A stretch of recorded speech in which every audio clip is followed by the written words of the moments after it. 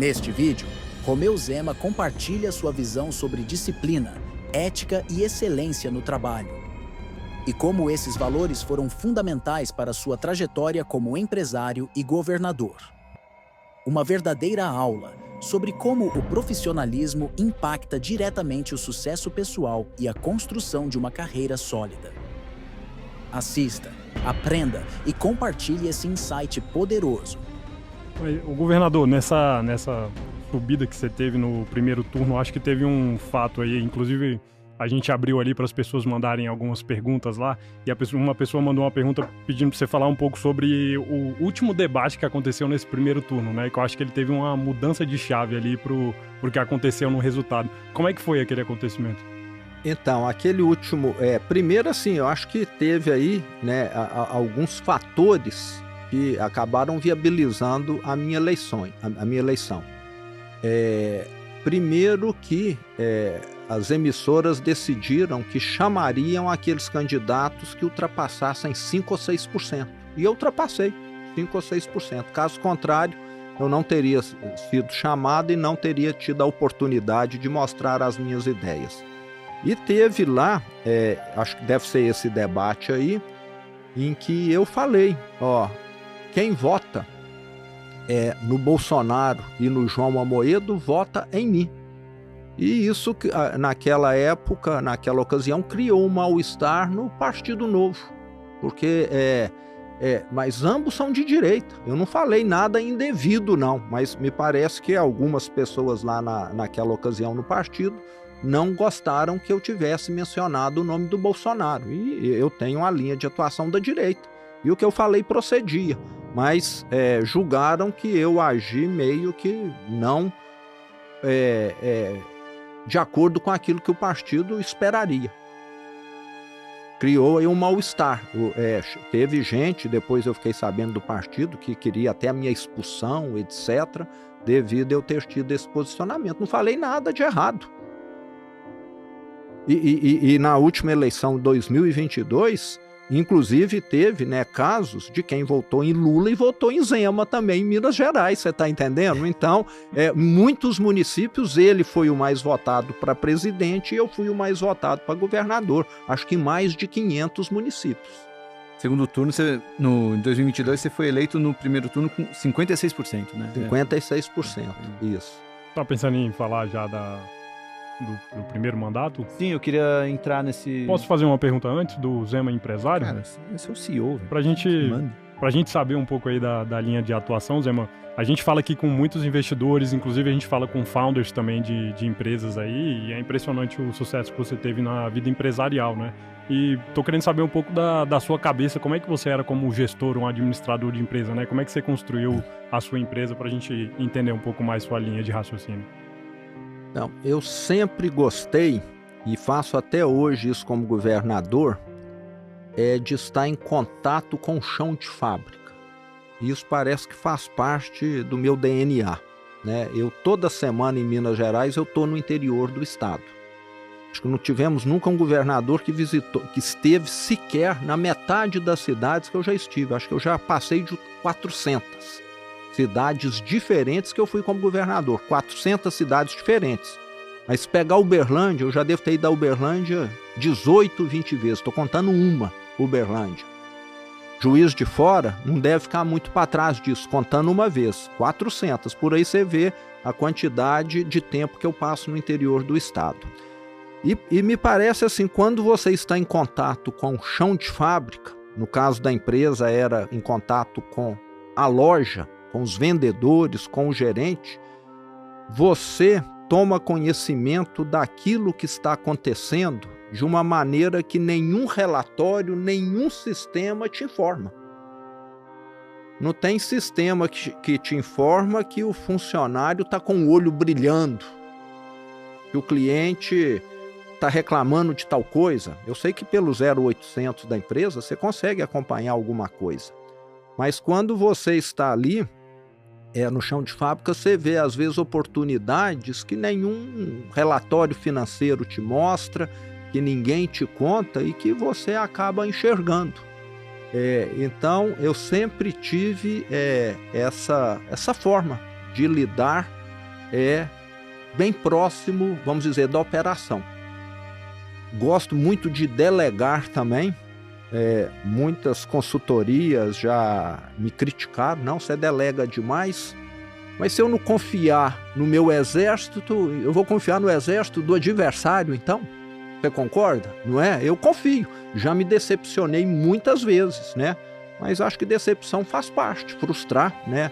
Uma pessoa que faltou com honestidade, com ética, que cometeu desvios de conduta, de mercadoria, de recursos, etc. Mas acho que até quando você confia, eu acho que até você está valorizando a pessoa. Você está falando, eu acredito que você é honesto, até que você prove o contrário. E posso te dizer que acho que 99% das pessoas são honestas, que foi uma minoria que deu esse dissabor, que deu essa decepção aí na minha vida empresarial. Então acho que valeu a pena ter acreditado nas pessoas. E eu via a empresa também, ô Josué, muito mais como uma missão do que como algo para me satisfazer. Da mesma forma que eu vivia, quando praticamente eu era estudante, comecei minha vida de empresário, eu vivo hoje. A empresa cresceu, mas eu não mudei meu modo de viver, não. Para mim, a empresa é para melhorar a vida das pessoas, de quem trabalha nela, gerando oportunidades, dos clientes que passaram a ter condição de comprar um produto que, caso contrário, não teriam. E nós fomos colocar essas lojas, vamos deixar aqui bem claro, aonde em 90% das vezes, ou 80%, o cliente não tinha opção de estar fazendo aquela compra como nós passamos a oferecer. Eu lembro muito bem, as primeiras lojas que eu abri foi na época da inflação alta ainda, né? Antes de 94. Lá em 94, acho que a gente tinha umas 15, 20 lojas, quando veio o Plano Real. E logo que veio a estabilização da moeda, deu para parcelar em prazos maiores. E eu lembro, os concorrentes só aceitavam vender em 3 pagamentos com cheque pré-datado. Eu fazia carnê em 12 pagamentos. Falava, aqui você não precisa dar cheque nem pagar em 3, você vai pagar em 12. E a nossa loja era mais bonita, era mais limpa, mais bem iluminada. A equipe estava treinada, uniformizada. Então, nós fomos para oferecer algo que os clientes não tinham. Lembrando mais uma vez, lojas no interior de Minas, em cidades pequenas. Então, muitas vezes nem existia aquela atividade em alguma dessas cidades, entende? Então, isso contribuiu. E dando empregos que naquela cidade são considerados empregos bons. Todo mundo registrado, ganhando 1,5 salário, 2 salários, com plano de saúde, com uniforme, com outros benefícios, com oportunidade de crescer profissionalmente. Eu fico muito feliz quando às vezes hoje eu ando menos, mas antes de ser governador eu andava mais. Já teve casos de eu ir em hipermercados grandes, do Carrefour, Açaí, etc. E o diretor da loja lá, que dirige 600, 700 funcionários, ser um ex-funcionário nosso que eu treinei, entendeu? Você vê que a pessoa cresceu na carreira. Tem muitos ex-funcionários que, andando pelo interior do estado, eu encontro e que hoje estão numa posição muito melhor e que eu fico muito satisfeito de ter participado. Quando eu assumi a empresa, vamos dizer, ela devia ter lá 20, 25 funcionários. Quando eu saí, ela tinha 5.000. Então, quando uma empresa cresce, as oportunidades surgem para muitas pessoas. Então, em linhas gerais, eu tenho essa forma aí, e acho que ainda continua, a empresa é sempre classificada entre as melhores para se trabalhar pelo Great Place to Work. Desde lá 2000, 2001, a empresa sempre esteve aí no ranking das melhores, porque nós também fazemos questão de sermos uma empresa justa nas promoções, nas demissões. Eu lembro que muitas vezes veio pessoas de outra empresa e falavam, o clima aqui é melhor, aqui não tem politicagem, sabe? Parece que é politicagem que tem dentro de empresa, né? Questão de fofoca, falar um do outro. que parece que está todo mundo trabalhando por uma causa única só, e não um querendo puxar o tapete do outro. E acho que isso veio do DNA da empresa também, né? Lembrando que, apesar de eu ter feito um negócio crescer, né, eu peguei muito, foi o estilo do meu pai.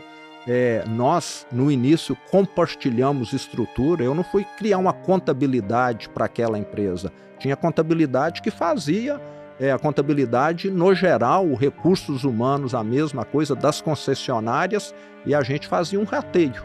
Então, eu diria que boa parte disso também veio do histórico da empresa, que é uma empresa que já tem mais de 100 anos, e parece que alguns valores vão se consolidando ao longo das décadas, né, e vão ficando ali fortes. Então, eu acho que eu tive também esse privilégio aí de ter contado com esse histórico.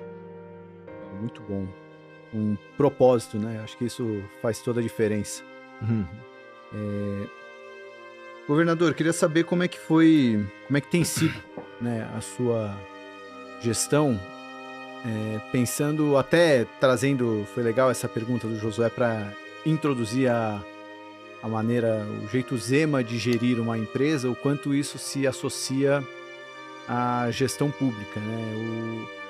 A gente sabe que essas ideias mais liberais, meritocráticas, não necessariamente elas acabam se encaixando dentro da gestão pública. Então, como é que foi para você incorporar isso? Quais foram as medidas práticas que você conseguiu implementar? Os resultados a gente consegue ver nos indicadores econômicos do estado de Minas Gerais, que conseguiram ter uma melhora, mas eu queria saber como é que foi a implementação disso tudo desde que você assumiu.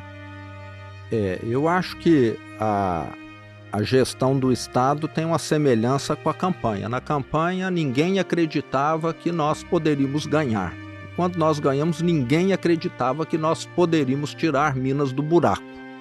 Então, temos essas duas semelhanças aí. Foram 2 grandes desafios, mas o segundo eu acho que foi até maior. Nós assumimos um Estado, Salomão, em que a situação, eu posso te dizer, era assim, o caos. Você olhava e pensava, será que tem jeito de consertar essa terra arrasada aqui? Né? Vou te dar aqui alguns exemplos para você ter ideia. Eu assumi em janeiro de 2019. Até o último dia, o ex-governador do PT, Pimentel, falou, eu vou pagar amanhã o 13º. E não pagou. Até o último dia. Amanhã eu tô pagando. Assumi sem ele quitar. Tive de parcelar o 13º de dezembro de 18 em 10 vezes. Na hora que eu acabei de pagar o 13º de 18, já estava na hora de pagar o de 19 já. Você concorda? Né? Essa era a situação. Salário, você ia terminar de quitar a folha, em vez de ser no 5º dia último, era quase que no 30º dia útil. Você ia pagando parcelado, pagava 2.000, os menores salários primeiro e os maiores no final do mês. Não tinha data certa, mas nós olhamos, fizemos uma previsão de caixa, começamos a pagar. Medicamento, não tinha nada. Medicamento de uso contínuo na rede pública, nada de estoque. Fomos comprar medicamento. Aí a indústria farmacêutica fala, podemos vender, mas vocês estão aqui devendo há 2 anos 45 milhões de reais, precisa pagar primeiro. Vai comprar da B, podemos vender, mas vocês estão devendo aqui 38 milhões, já tem 1 ano e meio. Tivemos de ir no Ministério Público pedir para furar a fila de pagamento, para quitar esses laboratórios que vendem medicamentos que podem salvar vidas, para poder começar a abastecer a rede pública do Estado. E assim, então assim, aquela dificuldade. Primeira semana como governador, não sei se vocês conhecem a cidade administrativa, eu fico lá num prédio mais baixo, o edifício Tiradentes. 400 prefeitos chegaram lá com trio elétrico, com megafone, fazendo manifestação para receber os repasses municipais que eles têm direito, que o governo passado do PT não pagava os 853 municípios. numa coisa o PT foi muito justo, ele deu o calote em todos, você entendeu? Nos 853 igualmente. Não ficou um prefeito que não tenha sofrido rasteira do PT lá em Minas Gerais. E lá nós tivemos casos, ô Salomão, que acho que em outros estados do Brasil não aconteceu. As prefeituras começaram a morrer também. É como se eu estivesse aqui morrendo de hemorragia e começasse a tirar o seu sangue e daqui a pouco você começa a entrar em falência também. Foi mais ou menos o que aconteceu.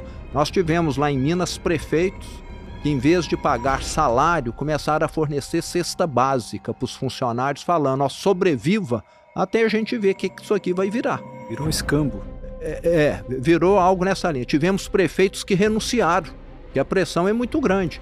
Tivemos prefeitos que adoeceram e prefeitos que suicidaram lá, 2017 e 2018. A Constituição está lá clara, o Estado tem de repassar para os municípios 25% do ICMS, acho que 25% do IPVA, da educação, tem lá as verbas. E o Estado de Minas simplesmente falou, não vou cumprir isso aqui mais, pagava o que dava. É igual uma empresa que entra em dificuldade falar, esse mês eu vou pagar só 40% do salário. E pronto, você entendeu? Então, as prefeituras morrendo. E logo que eu assumi, em janeiro nós tivemos de fazer a transição, porque não abriram nada para nós. Nós ganhamos a eleição dia 28 de outubro, não abriram nada. Tínhamos novembro e dezembro. Nenhuma senha de sistema, nada. Aí que nós fomos ver, né, o Titanic no fundo do Oceano Atlântico mesmo. Funcionário público.